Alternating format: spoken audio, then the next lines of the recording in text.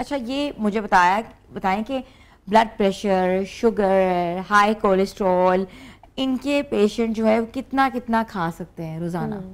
अच्छा, अगर high cholesterol की बात की जाए तो उसमें स्पेशली मैं मेंशन कर दूंगी वो लोग सिर्फ बॉइल्ड फॉर्म में कंज्यूम करेंगे। वो इसके फ्रिटर्स नहीं खाएंगे, सिर्फ स्टर फ्राई नहीं करेंगे, प्लस इसका आटा भी नहीं कंज्यूम करेंगे।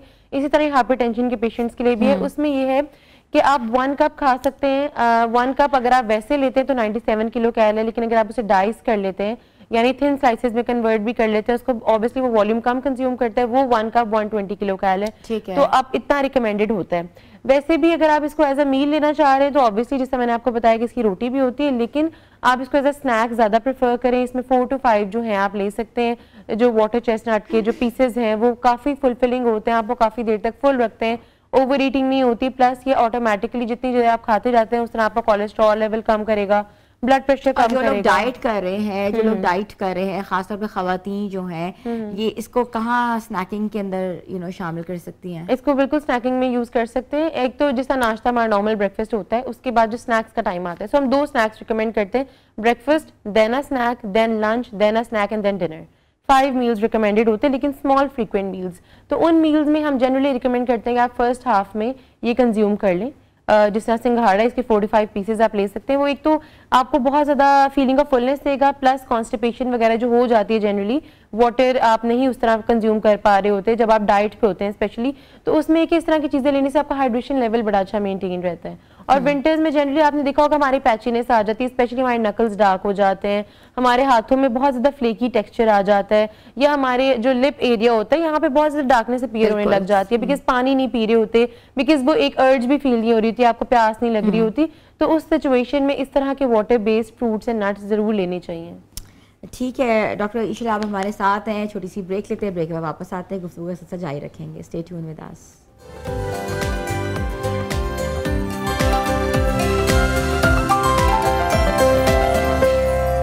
Welcome back viewers. हम बात कर रहे थे सिंघाड़े के ऊपर, और सिंघाड़े की हमने अफादियत बताई आपको। इसको वाटर चेस्टनट कहते हैं, इसमें ए, बी, के विटामिन, एंटीऑक्सीडेंट होता है, और बहुत सी इफादत के बारे में बताया, कब कब कंज्यूम करना चाहिए ये भी बताया है। लेकिन अब हम डॉक्टर ईशल साकिब से पूछेंगे diet plans, winter diet plans जो हैं वो कितने ज़रूरी हैं, कौन कौन से डाइट प्लान्स आजकल जो फैशन में, क्योंकि ट्रेंड बनता है, ट्रेंड के बाद कुछ साल बाद ख़त्म हो जाता है, फिर एकदम से जो है कुछ नई डाइट के साथ जो है लोग इस पर बात कर रहे होते हैं। तो ओवर टू यू डॉक्टर ईशल, डाइट प्लान्स, मैट भी है, पोर्शन कंट्रोल भी है, प्रोटीन भी है, एटकिंस भी है, इसके बाद कीटो भी है, और अब कौन सी नई डाइट जो है वो आ गई है? अच्छा, ये सब डाइट्स अभी तक चल रही हैं सरप्राइजिंगली। अच्छा। एक डाइट होती थी जीएम डाइट, कुछ लोग अभी भी फॉलो कर रहे हैं जीएम डाइट। उसके अलावा एग डाइट है, वो भी मैंने बहुत ज्यादा जिम इंस्ट्रक्टर्स को गाइड करते हुए देखे, बिकॉज ऑब्वियसली वो सर्टिफाइड नहीं होते, सर्टिफाइड हों भी तो ऑब्वियसली वो शॉर्टकट्स आपको देते हैं सो दैट उनके जिम का और इसका नेम। अंडे जो हैं वो एक हफ्ते में कैसे खा सकते हैं? नहीं खा सकते। रोज के कितने अंडे? 6 अंडे आई थिंक रोज के। वो अंडों में आपको रिस्ट्रिक्शन नहीं लगाते, वो आपको एग वाइट्स कहते हैं, आप खाते रहे, जब आपको भूख लगे एग वाइट खा लें, एप्पल खा लें। तो मतलब वो इतने ज्यादा एग्स, और फिर ऑटोमेटिकली आप इतना ब्लोटेड फील करते हैं, आपका हैप्पी हार्मोन जो सेरोटोनिन है वो सिक्रीट नहीं होता, तो आप ऑटोमेटिकली बहुत ज़्यादा वो एक डिस्ट्रेस के अंदर होते हैं, under a state of stress, आपको गुस्सा आ रहा होता है। प्लस उसके अलावा जो है आप ऑब्वियसली शुगर्स नहीं मिल रहे, कार्बोहाइड्रेट्स आपको शुगर्स प्रोवाइड करते हैं, वो अच्छे वाली शुगर्स प्रोवाइड करते हैं, तो उसमें क्या आपको स्लोली एनर्जी बर्न होती है। प्रोटीन क्या होता है कि आपको ऑब्वियसली वेट गेन नहीं करवाता, लेकिन उसमें आपको कार्बोहाइड्रेट्स की बहुत ज़्यादा ज़रूरत होती है, तो इन डाइट्स में बहुत मुश्किल हो जाता है। प्लस ग्रीन टी पे थ्राइव करना, हमें 5 फूड ग्रुप्स हमें ज़रूरत है उनकी, जिसमें ऑयल भी है, तो वो जो एग डाइट है उसमें ऑयल कम्प्लीटली निकल जाता है। उसके अलावा हमें ज़रूरत है फ्रूट्स की, वेजिटेबल्स की, हम एग डाइट में ऑब्वियसली वो नहीं खा सकते, सिर्फ ग्रीन एप्पल रिकमेंडेड होता है, वो भी I guess twice a day. उसके अलावा ग्रीन टीज आप ले रहे होते तो इतनी वो ड्राइनेस हो जाती है और आप पानी नहीं पी पा रहे होते, बिकॉज ऑब्वियसली वो एक ही तरह का सेम तरह का फूड खा खा के कॉन्स्टिपेशन भी हो जाती है, कॉन्स्टिपेशन बहुत ज्यादा होती है। फाइबर नहीं होता, 2 एप्पल में फाइबर होता है, लेकिन Apple alone can not help you, आपको फाइबर के डिफरेंट फॉर्म्स लेनी होती है, स्पेशली कार्बोहाइड्रेट्स बहुत जरूरी होते हैं, उसमें आप जितने मर्जी सप्लीमेंट्स ले लें आपको न्यूट्रिशनल डेफिशिएंसीज होती है। इसका मतलब एग डाइट नहीं करनी चाहिए। Let's talk about OMAD. OMAD diet, अच्छा ओमैड डाइट ये कि इंटरमिटेंट फास्टिंग तो बहुत अच्छी चीज़ है अगर वो अच्छे तरीके से की जाए। अब इंटरमिटेंट फास्टिंग को लोग कंफ्यूज कर लेते हैं, लोग देखते हैं, मतलब अगर आप गूगल करें तो ओमैड डाइट लोग सर्च करते हैं, इज इट हेल्दी, तो वहाँ पे डेफिनेटली आएगा कि नो इट्स नॉट हेल्दी। लेकिन अगर आप सर्च करें इंटरमिटेंट फास्टिंग, क्योंकि इंटरमिटेंट फास्टिंग की ही एक फॉर्म है, लेकिन उसमें आवर्स बहुत नैरो डाउन है। फॉर एग्जाम्पल 24 घंटे दिन में तो 23 घंटे आप फास्टिंग में, फास्टिंग में ऑब्वियसली आप पानी पी रहे होते हैं, ब्लैक कॉफी, ब्लैक टी, लेकिन आपको 1 घंटा एक मील खाना अलाउड होता है। तो उसमें लोग क्या करते हैं कि एक तो अनहेल्दी ऑप्शंस प्रेफर करते हैं। उसमें ये होता है कि हम लोग अगर आप सारा दिन भूखे रहें तो आप ये नहीं कोशिश करेंगे आप रोटी के साथ सालन खाएं। ऑब्वियसली हम अपने टेस्ट बड्स के अकॉर्डिंग बर्गर्स खा लेते हैं because that is permissible in OMAD. और उसके अलावा ये है कि ओमैड डाइट पे क्योंकि आप 1 घंटा खा रहे होते हैं सारा time in a state of confusion, in a state of dismiss, आपको समझ ही नहीं आ रही होती। अगेन सेरोटोनिन सिक्रीट होता है, आपको फूड की बहुत ज्यादा जरूरत है। और दूसरी बात है आप सिर्फ एनर्जेटिक उस पॉइंट पे फील करते हैं जब आप खाना खा लें। खाना खाने के भी फौरन बाद आपका ग्लूकोज लेवल बहुत डाउन जाएगा बिकॉज हमारी बॉडी को एनर्जी की जरूरत है मेटाबोलाइज करने के लिए।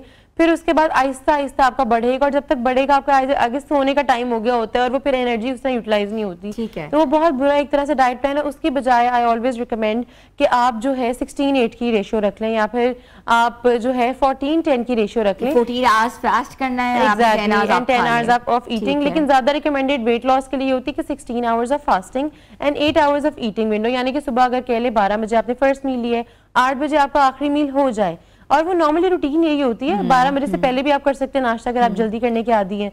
तो इस तरह ये होता है कि डॉन और डस्ट के टाइम में वैसे भी हमारा मेटाबॉलिज्म ज्यादा होता है, बहुत फास्ट होता है, यानी कि जब सनसेट हो रहा होता है या सनराइज हो रहा होता है उन टाइम्स में खाना रिकमेंडेड होता है, आपका मेटाबॉलिक रेट फास्ट होता है। एटकिंस और प्रोटीन डाइट की बात करें तो इन दो डाइट्स के ऊपर कौन कौन से प्रॉब्लम्स हो सकते हैं? इज इट गुड अगर ये की जाए? अच्छा, एटकिंस डाइट या हाई प्रोटीन डाइट यानी कि कीटो डाइट या हाई फैट डाइट जो होती है वो अगर की जाती है तो उसमें नो डाउट आपके वेट बहुत अच्छा रिड्यूस होता है। हमें जनरली केजी से भी ज्यादा इंचेस से फर्क पड़ रहा होता है कि इंचेस हमारे कम हो जाए। Should look like exactly. तो एक बॉडी में इश्यूज आगे लोगों के, अगर आप बीएमआई हम नॉर्मली होता है बॉडी मास इंडेक्स, अगर आपका नॉर्मल भी आ रहा है, बहुत सारे लोग इस तरह होते हैं उनका नॉर्मल बीएमआई आ रहा होता है लेकिन उन्हें फिर भी ज्यादा श्रेडेड और थिन लगने होता है, उन्हें शौक होता है।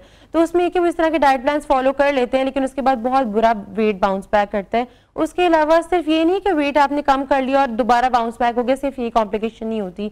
जो कीटो डाइट है या एटकिंस डाइट है जिनमें प्रोटीन बहुत ज्यादा है, आपने देखा होगा प्रोटीन में फैट का कंटेंट भी होता है। तो प्रोटीन में हर तरह की प्रोटीन आती है, मटन भी आता है, बीफ भी आता है, फिश भी आती है, चिकन भी आता है। इनमें फैट का कंटेंट ज्यादा होता है, इससे आपका ब्लड प्रेशर भी ज्यादा हो सकता है, कोलेस्ट्रॉल भी ज्यादा हो सकता है, फैटी लिवर ऑब्वियसली क्योंकि आप देखें कि इससे वेट तो रिड्यूस हो रहा है, आपके ओवरऑल फैट कम हो रहा है, मसल लॉस हो रहा है फॉर एग्जांपल, लेकिन उसमें फैट बिल्डअप हो रहा है, आपकी एक्यूमुलेशन वहां हो रही है जहां नहीं होनी चाहिए, आर्टरीज हैं। और उसके अलावा ये है कि किडनीज के बहुत प्रॉब्लम्स आ रहे हैं, तो किडनी फेलियर की तरफ जा रहे हैं। ज्यादा प्रोटीन होने की वजह से लोग किडनी की कॉम्प्लिकेशंस के साथ आते हैं और उनकी जो है ब्लड यूरिया लेवल्स और यूरिन लेवल्स होते हैं वो बहुत डिस्टर्प्टेड आते हैं। तो इसीलिए रिकमेंडेड नहीं होता कि इतनी प्रोटीन ली जाए। एक डाइट आई थी जिसको कहते हैं पोर्शन कंट्रोल, कि हम तो पोर्शन कंट्रोल पे हैं। अच्छा, पहले तो मुझे समझ नहीं आई बोल क्या रहे हैं, लेकिन मैंने कहा अच्छा क्या होता है, हम बस पोर्शन कंट्रोल पे हैं। तो आप मुझे बताएं कि पोर्शन कंट्रोल जो डाइट है, is it good? That is the best form of weight loss. Portion control हमेशा से रिकमेंडेड है। उसमें ये आपको इतनी एफर्ट नहीं करनी होती, आपका जो अवेलेबल मील है आपने देख लिया। फॉर एग्जांपल अगर आप 2 रोटियां खाने के आदी हैं, आप 1.5 पे आ जाएं। सबसे पहले पोर्शन इतना कंट्रोल करें, फिर उसके बाद आप 1 रोटी पे आ जाएं। इस तरह सालन का पोर्शन भी आहिस्ता आहिस्ता कम होता है। तो पोर्शन कंट्रोल हमेशा से रिकमेंडेड है। ये इतना अच्छा है वेट लॉस के लिए क्योंकि इसमें आप सब कुछ खा रहे हैं, सारे न्यूट्रिएंट्स ले रहे हैं जो घर में बन रहे हैं। स्पेशली जॉइंट फैमिली सिस्टम्स में क्या होता है कि आप स्पेशली मील प्रेप नहीं कर सकते, आपके लिए स्पेशली खाना अलग से नहीं बन सकता, ऑब्वियसली एग्जॉस्टिंग है ये। तो जो रेडीमेड जो अवेलेबल मील्स होते हैं आप उसी में से अपना पोर्शन हम आपको बता देते हैं कि इतना पोर्शन आपकी बॉडी के लिए रिकमेंडेड है, आप वो पोर्शन लें और आपका वेट रिड्यूस हो जाता है। और वो भी कितने इंचेस में होता है या केजीज में होता है? अच्छा, ये इसका काफी अच्छा रिजल्ट आता है बिकॉज क्योंकि ये बहुत हेल्दी वेट लॉस है तो इसमें इंचेस भी जा रहे होते हैं और केजीज भी जा रहे होते हैं। तो उसमें ये कि हम जनरली रिकमेंड करते हैं कि वीक में 0.5 से 1 पाउंड तक रिकमेंडेड होता है कि आप वेट रिड्यूस कर लें बिकॉज वो फिर लॉन्ग लास्टिंग होता है, वो जल्दी बाउंस बैक नहीं करता। अच्छा, एक डाइट मैंने सुनी थी जिसको कहते हैं लिक्विड डाइट। आपने 2 दिन या 3 दिन जो है बिल्कुल लिक्विड पे रहना है, नो सॉलिड्स एट ऑल। उसके क्या फायदे या क्या नुकसान आते हैं? अच्छा, उसके फायदे तो सिर्फ टेम्परेरी फायदा, अगेन वेट लॉस, लेकिन उसमें क्या होता है कि आपके जो साइड इफेक्ट्स हैं वो बहुत ज्यादा होते हैं। जो जिन दिनों में आप वो डाइट कर रहे होते हैं आप उन दिनों में किसी भी चीज पे फोकस नहीं कर सकते, प्रोडक्टिव नहीं होते, फाइबर नहीं होता, कॉन्स्टिपेशन हो जाती है क्योंकि सिर्फ पानी नहीं हेल्प करता, फाइबर बहुत जरूरी होता है। उसके अलावा बहुत ज्यादा ओवर हाइड्रेशन भी हाइपोनेट्रीमिया कर देती है, यानी कि नाइट्रेट्स का लेवल जो हमारी बॉडी में होता है वो कम हो जाता है, सोडियम लेवल कम हो जाता है। उसमें हमें डिजीनेस हो सकती है, लाइट हेडेडनेस हो सकती है, यानी चक्कर आ सकते हैं आपको, और आप खड़े खड़े इन स्टेट ऑफ वो हो सकते हैं कि आप